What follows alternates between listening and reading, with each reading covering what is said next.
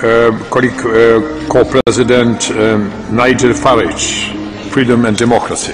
Mr. Chairman, thank you. I've often asked myself the question, why would a successful country that's enjoyed 1,000 years of independence give up its right of self-government to the unelected non-entities that we see sitting before us this morning? And the answer that comes back from the Foreign Office and the great of the good is that we must have influence in Europe. We must have a seat at the top table and we can change things. And we've done our best to prove what good Europeans we are. We go on paying you £50 million a day. We've helped the Euro bailout fund, even though we didn't join the currency, thank goodness. We've given you 80% of the fish stocks that swim in our waters. Your fleets can come and take that from us. And we've applied every directive you've given us absolutely to the letter, all of it to gain influence. In fact, Nick Clegg is so deluded, he still thinks we can take the lead in Europe. When a British Prime Minister goes to a summit with a very modest proposal to protect a uniquely important British industry, a snarling President Sarkozy tells him where to go, with German approval of course, and we find ourselves without a friend in the room, some influence.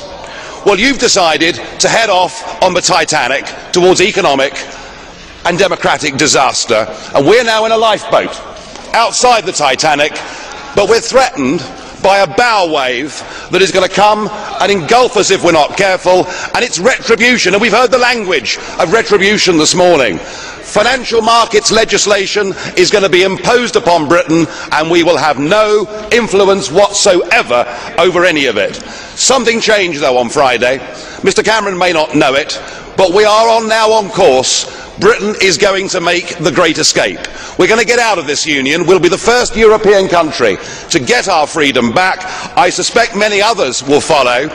And then what we'll have is our democracy back, our liberty back, and we'll have influence in the world as you lot head for disaster. It is going to happen. Thank you.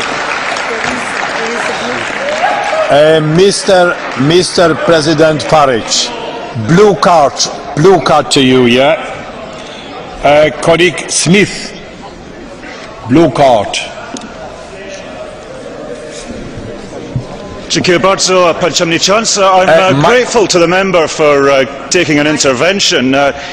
Given that the very selfish actions of Prime Minister David Cameron in uniquely achieving nothing for the 1 square mile of the 86,000 square miles of the United Kingdom, has achieved nothing but actually undermined the 26 other member states trying to solve this crisis.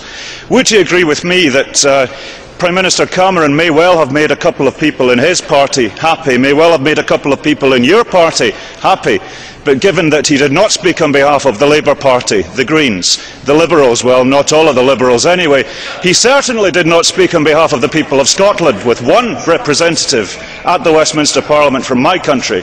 He certainly did not speak on behalf of the aspirations of the Scottish Parliament. Would he agree with me that if you do achieve your aim, which he has facilitated, that the United Kingdom does leave this place, that the people of Scotland would do considerably better representing ourselves, free from London rule, as part of this family of nations, as a constructive partner?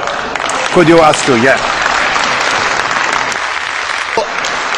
I have to say that's a very difficult question to answer because there were half a dozen of them thrown in there. But David Cameron did what he had to do. He was forced into an impossible position. But you're right, he's gained no concessions whatsoever, and he's actually left the United Kingdom now even more vulnerable than it was before. We're in a permanent voting minority. We simply haven't got a friend in the room, and we've heard this morning they want to have our rebate, they want financial markets legislation, but what he has done, he's opened up a debate in Britain. The European debate has now started in earnest. Cameron does not know what he's unleashed. I think the momentum for us to have a referendum to divorce ourselves from these failing structures and to replace it with a genuine free trade agreement now has an unstoppable momentum, and that is good for the UK, and it's good for Scotland, and it'll be good for your financial sector based in Edinburgh. Thank you, which provides many, many jobs for Scottish people. Thank you very much. The next speaker, Madam.